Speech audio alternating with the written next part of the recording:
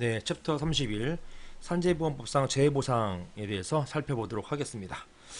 자, 최근에 판례가 이제 좀 몇 개 나왔잖아요. 보시는 것처럼 종전에 이 작년판 서브에는 뭐 판례 하나 정도 나왔다가 최근에 2017년도에 두 개의 한 산재 판례가 나왔는데 사실은 두 개가 아니죠. 굉장히 많이 나오지만 그 중에서 좀 중요하다고 생각되는 것만 한번 거론해 봤고요.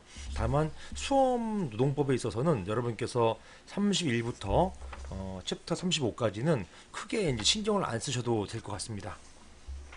한 두 번 정도 보시면서 잘 정리해 두시면 좋겠다고 생각이 들어요. 물론 실무에서는 매우 중요한 부분은 맞습니다. 하지만 이 부분이 아직 수험 행정법에서 죄송합니다. 수험 노동법에서는 많이 다루어지는 부분은 아니에요. 옛날에 약수 그냥 그 법전 주어지지 않았을 때는 약수형으로 나오긴 했었습니다. 하지만 2010년에 법전이 부여되고 나서 그 이후에 이제 서술형 시험 형태로 바뀌었잖아요. 그때부터는 아직까지 시험에 나오지는 않았습니다. 그리고 앞으로 그 이 굳이 산재법이 아니라 하더라도 낼 부분이 너무너무 많이 있어요. 남아 있습니다. 따라서 여러분이 붙을 때까지는 이런 산재법에 대해서 시험에는 나오기 어려울 것 같다. 이런 생각을 해봅니다.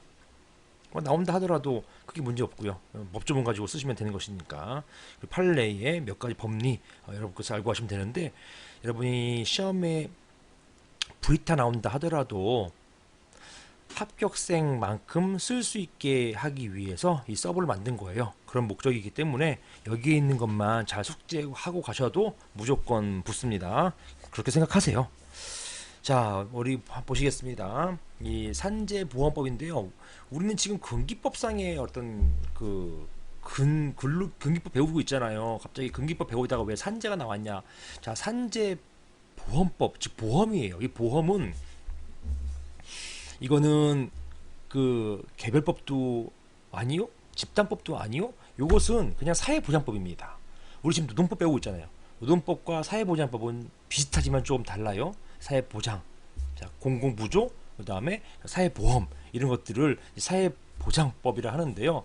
그 중에 하나가 이제 이런 보험들, 어떤 근로자가 닥칠 위험들을 또는 사용자가 닥칠 위험들을 어떤 보험 형태로서 보호해 주는 것, 그러함으로써 궁극적으로 근로자를 보호하고 더 나아가서 사용자까지 보호하는 이런 것이 이제 사회보장법상 보험법입니다.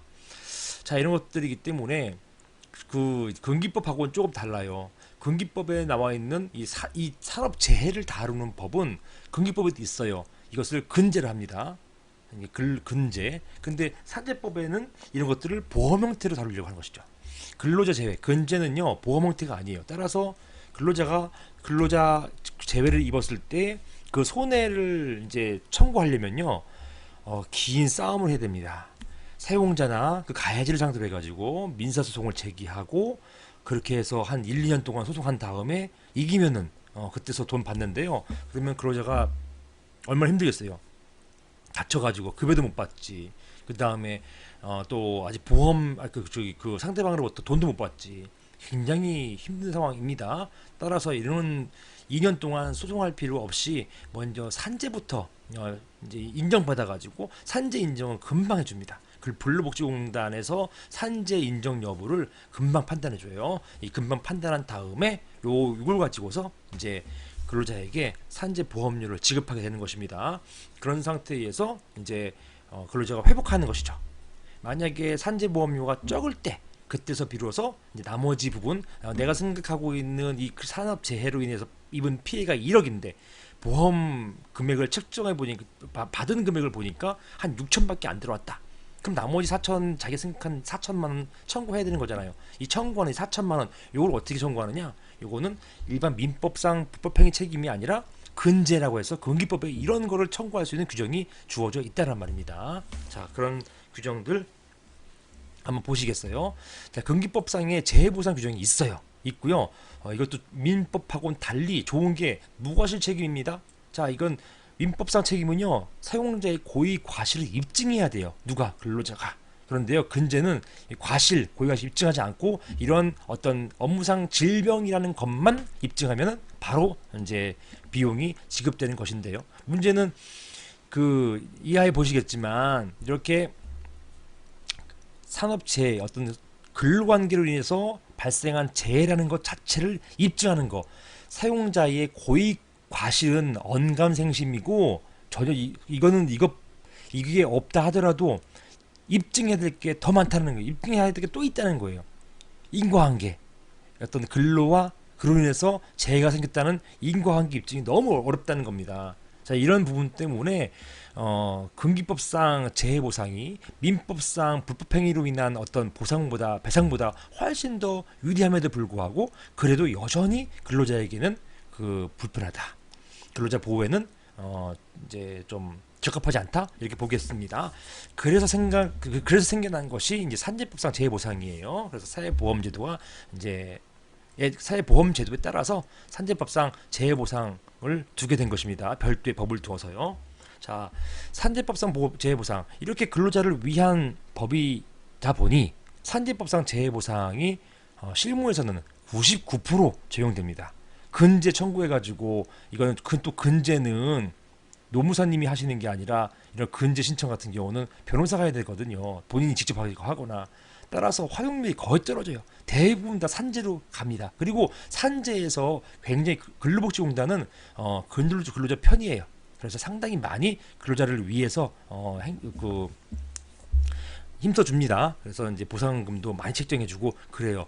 그래서 실질적으로 산재의 어떤 책정된 산재가 산정한 금액의 부당성을 다투는 경우를 제가 종종 봤는데요.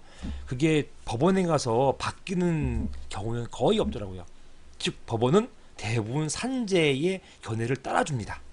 왜냐하면 산재가 근로자를 위해서 한 것으로 그런 결정한 것으로 법원이 인정해 준단 말이에요. 따라서 산재가 결정한 금액을 갖고 다투는 경우는 거의 실익이 없다 이렇게 보시면 되겠습니다. 자, 산재. 자, 근로 중 재해가 발생하더라도 사업주가 무자력일 경우 피해 회복이 사실상 어렵기 때문에 사회보험 형태로 산재보험이 필요하다라는 것입니다. 사용자 상대로 열심히 이겼어요. 한 2년 걸려서 이겼어요. 이겼더니만 사용자가 파산해버립니다. 그러면 돈 받을 수가 없어요. 그래서 이런 것들 대비해서 사용자가 항상 사회보험료를 미리 국가에 납부하도록 하면서 나중에 산재 그가 발생했을 때 그 기납부한 보험료들 이걸 모아가지고 생긴 그 기금을 가지고서 근로자에게 어떤 혜택을 주는 것이죠. 자, 적용 대상은 근기법상 근로자뿐만 아니라 그 다음에 우리 뽀띠아삐듯 할 때 봤죠. 이런 그 산재가 적용되려면 근기법상 근로자여야 한다라는 것입니다. 그래서 뽀띠아삐드가 근기법상 근로자인지 여부 이게 이제 문제됐던 것입니다. 그 다음에 특수형태 근로종사자 이런 것들 특고라고 하죠. 특고라고 하는 것인데요. 이러한 형태의 근로자들 특히 이제 그 자영업자처럼 보이지만 실질적으로 또 누군가 그 상급 누군가의 오더 받아 가지고 이제 활동하는 분들 이런 택배 기사님들 뭐 이런 분들 그 다음에 콜택시 기사님들 이런 분들 같은 경우 이런 분들 별도 그 다음에 가정부 호스피스 이런 분들을 특수형태 근로종사자라고 하고요. 이분들이 근로자에 해당되는지에 대해서 지금까지의 학설과 판례는 근로자성은 아니다. 왜? 사용 종소성이 밀접하지 않고 사용 종소성이 명확하지 않기 때문에 이분들은 일단 자영업자를 봐주는 게 맞다. 이렇게 되는 것입니다. 그러니까 근로자랑 되게 비슷한 자영업자를 특수형태 근로자라고 하는 것이에요. 이런 분들은 근기법상 근로자로서 인정받지 못합니다. 따라서 근기법상의 어떤 근로자 보호 규정을 적용받지는 못하지만 그럼에도 불구하고 산재는 인정하더란 말이에요. 따라서 산재가 근로자 또는 근로자 되게 비슷한 어떤 사용자에게 굉장히 혜택을 주고 있는 법이 되겠습니다. 심지어는요 중소기업에 있어서 사업주까지도 보호해줘요. 왜냐면 사업주 만약에 근로자가 다쳤을 때 사업주가 자기 돈으로 다 이제 이걸 돈 내버릴 경우에는 파산할 수 있단 말이죠. 따라서 사업주가 자발적으로 산재보험을 가입해가지고 사업주가 이제 그 근로자에게 그때 비용을 지급할 수 있게끔 하면서 자기가 책임을 면하게 하거나 또는 심지어 사업주조차도 자기가 또 산재 입었을 때 이런 자기가 또 어떤 피해 입었을 때 그때도 산재보험을 수급할 수 있게끔 해주고 있는 것입니다. 그 다음에 자활급여 수급자 이건 기초생활수급자를 말하는 것이에요. 해외 파견자 이런 분들을 대상으로 하게 되는 것입니다. 모두 포함시킨다라는 것입니다. 그 해외 파견 나가 있다가 다쳤다 이런 분들을 당신 밖에 나가 국외에서 다쳤기 때문에 우리나라에서 보험 혜택 안 주겠다. 이건 또 불합리하다고 생각이 되어서 또 근로자 보호 취지에 반한다고 봐서 해외 파견 근로자까지도 모두 대상으로 하게 되는 것입니다. 해외 나가서 해외 회사에 취직한 게 아니잖아요. 우리나라 회사에 있는 분이 해외에 나가서 일했을 뿐이기 때문에 우리나라에 있는 것과 똑같이 다르겠다 이 얘기입니다. 업무상 재해, 이게 이제 중요한 개념이에요. 업무상 사유에 따른 근로자의 부상, 질병, 장애, 사망을 말하는 것이다. 자, 여기에 근로자 부상과 관련해 가지고 뭐가 있었냐면은, 자, 우리 의족이 파손됐어요. 우리 그 경비 아저씨가 눈 많이 내린 날에 그 다리 불편하신 분이었죠. 하나는 의족을 채용하신 분인데 그만 이 눈길에 미끄러져가지고 의족이 파손됐어요. 이때 이 의족 파손된 거 이제 요 플라스틱 재질 같은 거잖아요. 이 파손된 걸 그 가지고 산재 보험료 신청을 할 수 있는 것인지, 즉 내 신체 일부인 의족이 부러가지고 나 이거 새롭게 교체해야겠으니 산재 보험료로 이거를 좀 보존해 달라 이렇게 얘기할 수 있느냐 요 얘기가 되겠습니다. 우리가 상식적으로는 의족은 신체의 일부가 아니잖아요, 그죠? 그런데 특이하게도 대부분 신체의 일부로 봤어요. 따라서 의족이 부러졌을 경우에도 산재보험 지급하도록 한 것, 요것이 이제 특이하고도 최근의 판례가 되겠습니다. 자, 의족은 단순히 신체를 보조하는 기구가 아니라 신체의 일부다 이렇게 됐습니다. 일부 다리를 기능적, 물리적, 실질적 대체하는 장치이다라는 것입니다. 업무상 사유로 인해 가지고 근로자 장착한 의족이 파손된 경우 산재보험법상의 어떤 급여 지급의 대상이 된다라는 것입니다. 근로자의 부상에 포함된다라는 것이고요. 한편 여러 개 건설공사 사업장을 옮겨 다니면서 근무한 근로자가 작업 중 질병에 걸린 경우 그 건설공사 사업장이 모두 산재보험법 적용 대상이라고 한다면 당해질병이 업무상 재해에 해당되는지 여부를 판단할 때 그 근로자가 복수 사용자 안에서 경험한 모든 업무를 포함시켜서 판단자로 삼아야 한다. 어디에서 다쳤는지 어디에서 질병을 얻었는지 판단하기 어려울 경우는 전체를 보고서 판단한다 이렇게 보는 것입니다. 자, 산재가 인정되기 위해서는 업무를 수행하면서 이제 어떤 질병을 얻었어야 되는 것이고요. 그다음에 업무의 기인성, 이거 기인이기 때문에 이걸 인과관계라고 해요. 이거는 업무를 보면서 그리고 업무와 재해가 어떤 상관관계, 인과관계가 있어야 한다라는 것입니다. 이런 업무상 재해 인정 기준이 무엇이냐? 업무상 사고라고 하는 것은 업무 수행 중의 사고, 시설물 결함에 의한 사고, 출퇴근 중의 사고, 그다음에 행사 중 사고, 휴게 시간 중에 사고, 이런 것들. 특이한 게 그거죠. 휴게 시간이라고 하는 것은 사용자의 지휘 감독으로부터 완전하게 벗어나는 시간이에요. 그럼에도 불구하고 요때 족구하다 다쳤어요. 산재 인정한다는 말입니다. 그 다음에 특수한 장소에서의 사고, 요양 중 사고, 제3자 행위에 따른 사고. 자, 요양 중 사고나 이런 것들, 특수장소 사고 이런 것들 전부 다 산재에 포함된다라는 것입니다. 업무상 질병은 뭐냐? 위험 요인에 의한 질병이고, 업무상 부상의 원인에 대해서 발생한 질병, 그다음에 그 밖 업무 관련돼서 발생한 질병 등등이 있습니다. 자, 심지어 자해 행위에 따른 업무상 재해, 이것은요 자살 같은 거죠. 자살이나 스스로 어떤 그 상해를 가한 경우, 이 경우는 업무상 재해를 인정할 수 없어요. 하지만 그럼에도 불구하고 자살인 경우에도 산재 인정해 준 경우가 종종 있습니다. 즉 이제 어떤 과도한 업무 스트레스로 인해 가지고 그것 때문에 자살한 경우, 또한 그 근무하면서 너무나 비인간적인 대우를 당해서 너무 억울해서 자살한 경우, 그 경비 아저씨가 너무 그 아파트 단지, 그 강남에 있는 모 아파트 단지 입주자들로부터 굉장히 모욕을 당하고 여기 너무 화가 나가지고 분신했잖아요. 분신하고 거의 돌아가셨어요. 그러니까 분신 자살이죠. 그럼에도 불구하고 인정했습니다. 업무상 재해를. 그런 예가 있다라는 것입니다. 자, 이런 입증 책임 문제는 결국 근로자가 입증을 해야 하는데요. 이런 인과관계에 대해서 법원은 좀 폭넓게 근로자 편에 서서 인정해주고 있는 경향이 있습니다. 자, 이런 보험급의 종류 이런 게 있다 정도만. 옛날에 이제 법전 없이 암기하는 시험일 때 이런 거 다 암기했었어야 되는 것이에요. 하지만 지금 이런 것들 시험에 잘 나오지 않습니다. 앞으로도 안 나올 거예요. 왜냐? 법조문 주어지니까. 법조문 갖다 쓰면 되니까요. 그렇습니다. 자, 보험급여 지급, 국민건강보험법 또는 의료급여를 우선 적용한다. 자, 이 건강보험하고 의료급여는 이거는 거의 그 생활 무능력자 이런 분들을 대상으로 하는 것이에요. 자, 그다음에 연금 경우에도 지급 사유 발생한 달의 다음 달 초일부터 시작한다 이런 게 있습니다. 그다음에 수면시효는 3년이다라는 것이고요.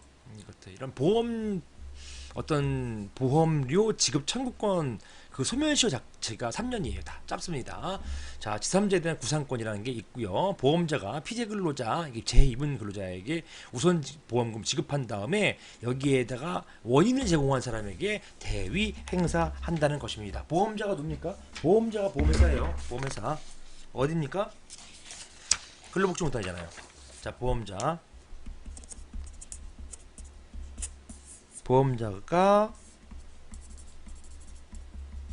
근로자에게 어떤 보험료를 지급하고요. 그 다음에 근로자에게 가해한 사람한테 구상한다는 이야기. 금 지급 이렇게. 자, 한번 보실까요? 요런 형태가 되겠습니다. 자, 보험자가 근로자에게 먼저 보험금을 지급하고요. 그런 지급한 이후에 가해자에게 구상하는 것, 요걸 말하는 것이에요. 요거는 민법의 법리를 산재법에 들여왔습니다.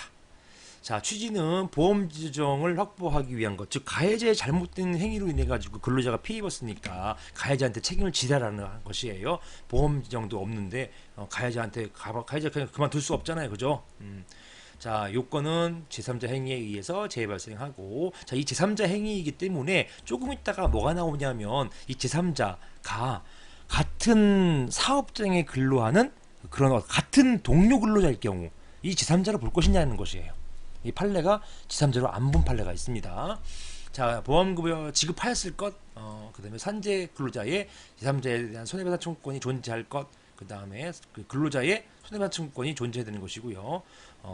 근로자가 뭐 혼자 다치거나 그런 경우에 상대방이 없잖아요, 그죠? 그런 경우에는 손해배상 청구권이 없기 때문에 제3자에 대한 구상권도 없는 것입니다. 자, 됐습니다. 제3자 행위에 의한 재해가 있을 것이고요. 구상권 행사의 범위는 동일한 사유가 있어야 되고 구상할 수 있는 금액 정도가 적당한 금액, 그다음에 기지급한 금액이 이제 기준이 되는 것이고요. 제3자로부터 배상받은 자에 대한 보험급여 조정할 수 있다라는 것입니다. 너무 자, 수급권자가 제3자로부터 이미 보험급여 상대 받은 경우에는 전체 전액 지급이 아니라 받은 금액만큼은 감하고 이제 청구할 수 있다는 것이에요. 근로자가 피해 입어가지고 어떤 100만 원의 피해 입었어요. 그럴 때 가해자로부터 이미 30만 원 받았단 말입니다. 그러면은 보험자는요 그 가해자에게 얼마 청구할 수 있겠어요? 이때 조정해가지고 70만 원만 청구해라 이 얘기가 되겠습니다. 자, 소멸시효 이거는 불법행위에 기한 것이기 때문에 어차피 제3자의 불법행위를 안 날로부터 3년, 불법행위가 있은 날로부터 10년 그 둘 중에 먼저 끝나는데 소멸시효가 완성되는 것입니다. 그 이후에는 청구할 수가 없어요. 자, 구상권 행사의 제한 및 제한의 예의가 있습니다. 제한은요, 보험가입자인 둘 이상 사업주가 같은 장소에서 하나의 사업을 분할해서 각각 행하다가 그중 사업도 달리하는 근로자의 행위로 재해가 발생한 경우, 이 경우에는 구상권을 행사하지 못한다라는 것입니다. 자, 둘 이상 사업주가 같은 장소에서 하나의 사업을 분할해서 각각 행하는 경우, 이런 경우는 이게 같은 장소 중에 같은 장소에서 하나의 사업 분할해서 하는 경우 구상권 행사하지 못한다. 요때 아까 그 제3자로 보지 않았다는 것이에요. 여기 나온 요거 있잖아요. 제3자 행위. 제3자 행위로 보지 않습니다. 왜냐? 그건 같은 장소에서 일하는 것이기 때문에 같이 보는 거예요. 제3자는 별도 떨어져 있는 객체가 되는 거잖아요. 이건 같은 어떤 주체를 보기 때문에 제3자를 보지 않아요. 따라서 구상할 수 없게 만들어 버리는 것입니다. 이게 궁극적으로는 근로자들끼리 싸우는 경우가 많이 이런 게 발생하거든요. 이때는 근로자에게 싸워서 근로자가 가해행했다 해서 그 근로자에게 꼬박꼬박 어떤 구상하는 거는 또 그 근로자에게도 부당하다고 보여지기 때문에 따라서 이런 게 구상하지 못한다라는 것입니다. 제한의 예외는 사용자의 피보험자가 피해자인 제3자에게 사용자와 피용자 공동불법행위로 인한 손배보험금을 모두 지급하여 피용자의 보험자가 면책됐다. 그 다음에 이거는 이제 피용자가 별도의 어떤 보험을 가지고 있는 경우를 말하는 것이에요. 삼성생명 뭐 등등 사용자의 보험자가 피용자의 보험에게 부담해야 할 부분에 대해서 직접 구상권 행사하는 경우 그러한 구상권 행사는 상법에 따라서 피해자의 직접 청구권에 대한 성격을 갖는 것이어서 피용자의 보험자는 사용자의 보험자, 자, 이 피용자의 보험자, 그 근로자의 보험자가 따로 있을 것이고 사용자의 보험자 따로 있을 것이다. 이런 경우는 이제 부상권 제한 법리 주장할 이런 경우에는 이제 어차피 별개의 객체이기 때문에 각각 별개이기 때문에 구상권 제한되지 않는다. 아까 구상권 제한된다는 것은 각각의 별개의 객체를 보는 것이 부당하기 때문에 하나의 객체를 보고서 구상권 행사하지 못하게 하는 것. 궁극적으로 근로자를 보호하기 위한 것인데요. 그 이제 보험자들 각각 근로자의 보험자, 사용자의 보험자가 각각일 경우에는 그때는 기본적으로 구상권 제한 법리 적용되지 않는다 이렇게 보았던 것입니다. 그 전제가 바로 이것이죠. 사용자의 보험자가 피해자 제3자에게 사용자, 피용자로 인한 손해배상금 모두 지급하여서 피용자가 보험금 면책되었을 때 피용자의 보험자, 근로자의 보험자를 말하는 것이에요. 면책됨으로써 사용자의 보험자가 피공의 보험자에게 부담할 부분에서 구상 청구하는 경우 청구할 수 있다라는 것이에요. 면책당 만약에 피용자의 보험자가 면책당하면 그거는 그 피용자의 보험자만 배불리는 거잖아요, 그죠? 이런 것들을 용납하지 않는다 이런 취지가 되겠습니다. 한번 좀 읽어보시면 되겠습니다. 읽어보시고 정리하고 넘어가시면 되겠어요. 중요하지 않습니다. 자, 그 다음에 이제 과로사입니다. 과로사도 이제 판례의 어떤 법리 하나만 딱 알고 가시면 돼요. 자, 과로사, 업무상 재해, 그 다음에 이런 업무 수행성, 업무 기인성이 있어야 업무상 재해가 된다는 거 배웠죠. 그런데 자, 과로 보세요. 과로는 어떤 보통 업무상 재해는 근무하다가 선반에 뭐 손이 끼어가지고 그 다음에 망치질하다가 손이 다쳐가지고 또 뭐 톱으로 쏠다가 뭐 작동하다가 뭐 내가 배웠다 이런 것들 이런 경우를 말하는 것이지 이게 과로해가지고 몸이 피곤해가지고 이로 인해가지고 막 쓰러졌다 이런 거 가지고 업무상 재해 인정하는 게 옛날에는요 옛날에 하더라도 뭐 10년 전 이때는 당연히 업무상 재해 아니었습니다. 왜냐 직접적인 인과관계가 없어서 그런 것이에요. 따라서 문제점 보시면 질병의 주된 발생 원인이 업무와 직접적 관계가 없다 하더라도 이렇게 업무상 과로나 스트레스가 질병의 주된 발생 원인이 겹쳐서 질병을 유발 악화시킨 경우에 자 이런 업무상 재해에 해당될 것인지 여부 이것이 문제가 되는 것입니다. 자 코리아 화인 트랜스 사업부 권선반 이 코리아 화인 이제 트랜스 사업 이게 이제 어떤 그 전선 같은 거, 전선의 피복 같은 거를 말하는 것입니다. 자, 이런 여기에 코일을 감는데요. 근로자가 자 퇴근 중 통근버스 안에서 언쟁 중이던 다른 동료 이제 서로 이제 버스 안에 싸우는 거예요. 싸울 때 야 조용히 해 이렇게 하고 외쳤어요. 조용히 하라 하니까 아마 이게 북한식 말투를 가지고 중국 사람일 수도 있겠네요. 아무튼 조용히 하라 뭐 이런 거 있잖아요. 조용히 하라 뭐 이렇게 그 중국 동포일 수도 있겠네요. 조용히 하라 이렇게 외친 뒤에 쓰러져서 심근경색으로 사망했습니다. 자 이때 갑은 사망 1개월 전부터 권선반 작업량이 감소했지만 근무 여건이 뭐 잡담 금지, 라디오 청취 금지, 화장실 통제 등 이렇게 약간 좀 가압적인 게 있었고요. 갑이 평소 고혈압이 뭐 있었다는 것입니다. 갑의 남편은 산재 주장했어요. 그런데 공단이 지금 갑자기 자기 심근경색으로 쓰러진 게 그건 자기 그냥 개인 책임이지 이게 왜 업무에 기인한 것이냐? 업무 기인성 없다라는 것이에요. 그 다음에 또 어차피 또 퇴근하는 중에 또 돌아가셨고요. 등등 업무하고 업무 일보다가 돌아가신 게 아니다. 예를 들어서 권선반에서 코일 감다가 갑자기 코일에 막 눈이 찌렸다 이런 경우는 당연히 산재 인정하지만 이렇게 뭐 여러 가지 피곤하고 압박을 좀 가했다 해가지고 여기에 있어서 이게 심근경색의 원인이 되었다? 이거 밝히기 어렵다는 얘기예요. 따라서 거절합니다. 그러자 갑이 소를 제기했어요.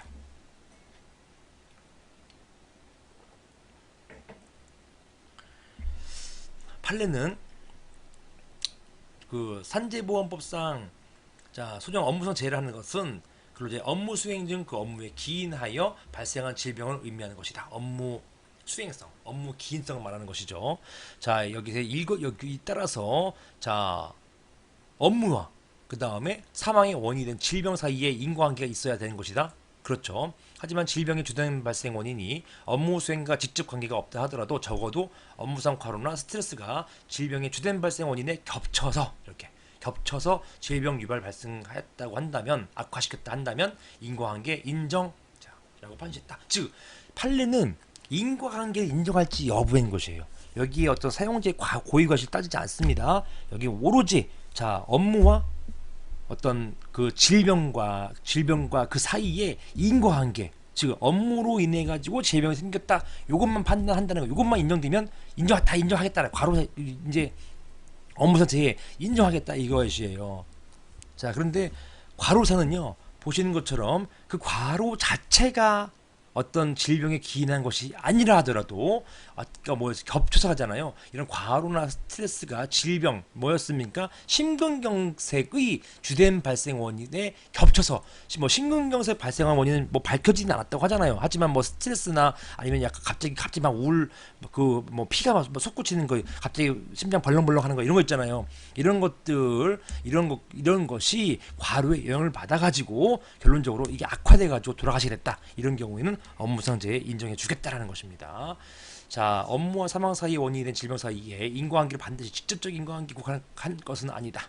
산재법의 근로보호 취지에 비추어서 과로나 스트레스가 질병의 주된 발생 원인에 겹쳐서 질병 유발을 악화시켰다면 인과관계 인정인 것입니다. 따라서 이 판례가 주로 인과관계 인정 여부에 대해서 다투어지고 있는 것이에요. 이때 판례가 중요한 법리 하나가 나옵니다. 입증의 정도와 판단 기준입니다. 판례는 인과관계 입증 정도와 관련해서 자, 이게 중요해요. 인과관계는 반드시 의학, 과학, 자연과학적으로 명백히 입증해야 하는 것은 아니고 재반 사정 고려할 때 상당 인과관계 있다고 추정되는 경우 된다라는 것입니다. 자, 입증 정도 관련해서 반드시 의학적, 자연과학적으로 명백히 입증 아님 이렇게 의학적, 자연과학적 명백히 입증 아님 이렇게 암기하세요. 이런 것을 말하는 것이고 자, 그 다음에 따라서 이런 식으로 해서 인과관계 판단 그리고 이제 그 나머지는 똑같은 얘기 하고 있고요. 그 다음에 자 나아가서 인과관계 유무 판단 기준은 무엇이냐? 자 이거는 업무와 사망 사이의 인과관계 유무는 보통 평균인이 아니라 당해 근로자 그리고 당해 근로자의 건강 신체 조건을 기준으로 판단해야 한다라고 하셨습니다. 이게 왜 특이하냐면 보통은요 어떤 책임 묻거나 그 다음에 어떤 그 과실이든 뭐든 하여튼 어떤 그 결과를 귀속시킬 때는요 거기 기준이 되는 게 항상 보통 평균이란 말이에요. 평균인이라는 말이에요. 그 사람을 기준이 하는 게 주관은 천차만별이기 때문에 그 사람 주관 가지고 판단하지 않고 일반적으로 이게 평균인의 경우 이게 과연 과로하고 힘드는 것이었는지 그 사람이 허약 체질이라 해서 봐주지 않거든요 보통은. 그런데 이 판례로 인해서 이 판례 법리가 나타남으로 인해서 이제부터는 평균인이 아니라 그 해당 근로자를 기준으로 판단해야 되는구나 이게 나타난 것이고 굉장히 특이하고 센세이셔널한 그리고 이제 진보적인 판결이 되겠습니다. 그러니까 예를 들어서 어떤 사람은 뭐 갑자기 깜짝 놀래키기 위해서 소리를 뭐 조금만 뭐 확 질러도 깜짝 놀라는 사람이 있고요. 어떤 사람은 강심장이라서 소리를 크게 질러도 안 놀라는 사람 있잖아요. 이렇게 사람은 천차만별이지만 깜짝 놀라가지고 갑자기 심경색으로 죽었다. 물론 이건 이제 우리 지금 한창 유행인 영화 1987에 나오는 우리 1987년도에 우리 박종철 대학생이 그 남영동에 가서 고음 받다가 사망했잖아요. 제가 그때 중학교 1학년이었는데 그때 집이 신촌 근처였기 때문에 굉장했다는 거는 저는 느낌은 있어요. 그래서 그런 경험이 있는데 그때 이제 나왔던 그 처음에 나왔던 얘기가 이제 얘기하면서 다그치려고 책상을 탁 치니까 놀라가지고 하고 쓰러져 죽었다. 이런 이제 거짓말을 했었던 거잖아요. 아무튼 그게 이제 그런 것이 만약 그러니까 이제 다 기자들이 아니 신체 건강한 대학생이 책상을 치니까 억하고 죽어? 이 말이 돼? 이렇게 나왔던 거거든요. 아니 뭐 하여튼 이런 것입니다. 평균이 아니라 그 해당 개인을 기준으로 만약에 그게 진짜 그 처음 잡혀오고 처음 이제 막 그 가녀린 여대생일 경우에는 그렇게 막 압박가하면 뭐 쓰러질 수 있는 거잖아요. 그럴 경우에는 또 그 여자 이제 분을 여학생을 고려해가지고 또 이런 거 어떤 판단도 할 수 있겠죠. 아무튼 이런 산재보험법상의 업무상 재해는 누굴 기준으로 하는 것이냐, 평균이 아니라 그 해당 근로자를 기준으로 판단한다. 이런 얘기가 되겠습니다. 자. 검토 보시면 업무와 질병 사이의 인과관계 입증 책임은 근로자 또는 근로자 유족에 있는 것이다. 그 입증 정도를 의학적, 자연과학적으로 명확하게 입증하라는 것은 산재 인정하지 않겠다는 것이다. 이거입니다. 따라서 이러한해서 이렇게 산재 인정을 엄격하게 하는 것, 어렵게 하는 것, 이거는 산재보험법의 규정 취지를 물각하는 것이다. 따라서 완화된 해석이 필요하고 나아가서 판단 기준 역시 보통 평균이 아니라 당해 근로자를 기준으로 하는 것이 타당하겠다. 이렇게 보았던 이렇게 검토를 하는 것입니다. 이거 이제 판례의 법리였는데 제 검토로 뽑아서 썼습니다. 즉 의학적 자연과학적으로 명백히 입증하라는 것 이거는 굉장히 어렵다라는 것입니다. 명백 입증 아니었잖아요, 그죠? 의학적 자연과학적 명백하게 입증하는 것은 의사도 힘들어요. 의사도 힘들기 때문에 이렇게 엄격하게 입증하는 것은 아님 이렇게 보는 것이고 기준은요 평균인 보통 평균이 아님 이건 당해 근로자를 기준으로 하는 것이다. 이렇게 보겠습니다. 자 됐고요. 자 여기까지 일단은 보겠습니다.